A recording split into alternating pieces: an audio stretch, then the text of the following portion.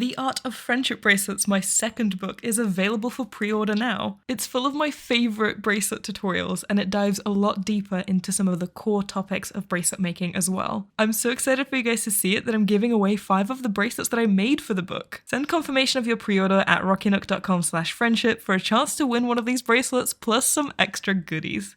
Hello, my name is Masha, and today I'm going to teach you how to finish your wall hangings like this. This is so cute, and I think it fits the wall hanging perfectly. I'm really excited to try this method with an even bigger wall hanging to see how it would work in a design like that. Let's get into it. The first thing to do once you finish your wall hanging is figuring out what you want to do with the strings you were using to make it. You can keep them in the ties, and sometimes that can look really good. In this instance, I don't want to do that. I want to get rid of them. For some of the strings, the situation is pretty easy. You can just cut them off. This one is quite far in, and so I just cut that off as I normally would. You can get real close to it and it will be fine. For others, the situation might be a bit more complicated. Both this one and the light green that I was using, which I can pull into the back now, sit really close to the edge and also to the end. If I cut them off, they probably will stick out a little bit, so I don't want to do that just yet. What I'll do instead is take a safety pin and carefully maneuver those strings through some other strings that are dragging across. So I've got this nice little space here. If I carefully grab onto these 2 strings and pull them through like so, I can cut them off here and hopefully they will stay tucked. If you want, you can do more than one. I could have threaded through here. Depending on your bracelet and however many kind of dragging strings you have, you can thread it through more than once, but I think this is fine for me. And so I'm left with these base strings, which is what I'm going to work with. So I have 27 base strings. That divides by 3 perfectly, leaving 9 strings in each bundle. Depending on how many base strings you have, you might want to divide by 4, by 2 if you have fewer, by 5 even. Just figure out how many strings you want in each bundle and separate out your strings. Then I'm going to flip the wall hanging and we're going to be working from this side. So we're working with the other side of the wall hanging now. I've also separated my 3 bundles of string. I now need to separate each bundle into 2 as well, except I have 9 in each, so it's going to have to be uneven, unfortunately. And we're going to do something resembling a triangle end here, except our strings are not in the shape of a triangle, not in a chevron shape, as we typically try to do with normal patterns. If you have no idea what I'm talking about, I have a tutorial on triangle ends for normal patterns, also for alphas, but this is the type we're going to be doing for normal patterns. Just watch me do it. It's okay. I'm just trying to give it a little bit more context for people who are making a wide range of bracelets. So it's going to be the same concept, but it'll look a little bit different because we don't have that filling it in. So for the bundle on the left, we're going to start with the outermost left string, grab the next string, do a forward knot between them. We then grab the next string after that, and we're going to do a forward knot with the same string onto both of them at the same time. And then the final string gets added to the bundle and we do a forward knot on all 3 of them at the same time. And you continue doing that for however many strings you have. I just happened to have 4, so I did 3 knots in total. On this side, I actually have 5, so we're going to be doing 4 knots in total. We start with the outermost string on the right. We do a backward knot onto the string after it. We then grab the next string, add it to the bundle, and do a backward knot onto 2 strings at the same time.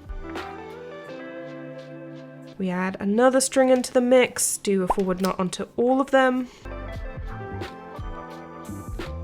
And finally the last one. And we do a backward knot onto all of them. And we do the same thing for the remaining 2 pieces as well. Again, they're gonna have to be uneven because I have an uneven number of strings. Let me show you one more time. Taking the outermost string on the left for the left side, we grab the next string after that, we do a forward knot. We grab the next string after that, we do a forward knot with the same string onto both of the strings at the same time. We grab the third string, add it to the bundle, do a forward knot on all 3 of the strings at the same time. And if you have more strings than me, you continue doing that until you run out of strings on this side. On the other side, you take the outermost string on the right, do a backward knot. Grab the next string, add it to the bundle, do a backward knot on both of the strings at the same time. Once you reach the third string, you add that to the bundle, do a backward knot on all 3 of the strings. And finally, the 4th one, It gets added to the bundle and you do a backward knot on all 4 of the strings. And again, if you have more strings than me, you continue doing that until you run out of strings. We are now ready to add the tassels. And now I'm going to make a gathering knot to finish this wall hanging. I'm using the same string that I used for the background, and I'm just going to fold the tip of this string over itself, creating a small loop. I then place that loop over one of the bunches, leaving a little tail at the top. And then I gently start wrapping this string over this bundle. And this is very fiddly, and it does take a while. And you want to make sure that tail doesn't go under like it just tried to do, that it stays upright. But you're going to wrap it as many times as you need to, and for however long you want it to be, basically. I think I'm done. You might want to readjust it slightly, because I think mine went a bit too low, creating a bit of a gap at the top. And then we're going to return to this loop that we had created, and we're going to thread the long piece of string through that loop. So I'm just placing it kind of under that loop and threading it through.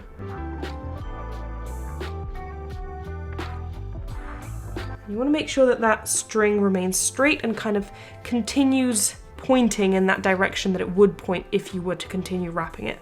And then you gently pull on the top, closing that loop and pulling this string under that wrap and kind of hiding that tail in the wrap.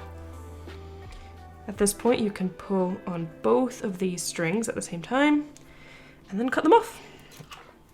And that's it. Just like that. I'm going to do the same thing for the remaining 2. Now, all that's left is to cut off the strings. And I think here is a good length. That's it.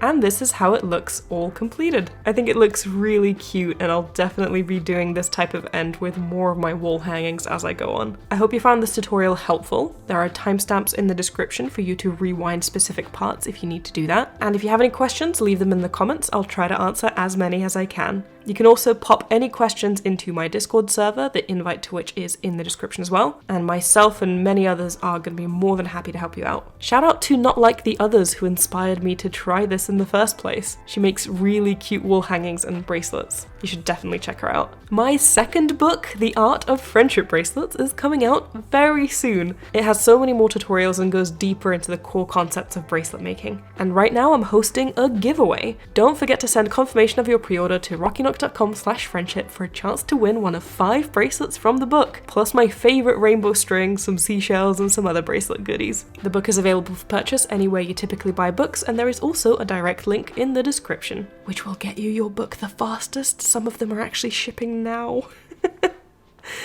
Before I go, I also want to give a special shout out to my YouTube members. It is with their support that I'm able to continue creating videos on this channel, and I truly appreciate it. If you want to become a member, support the work that I do here and get exclusive content as well as many other perks, hit the join button. But in any case, thank you guys so much for watching, and I will see you in my next video. Bye!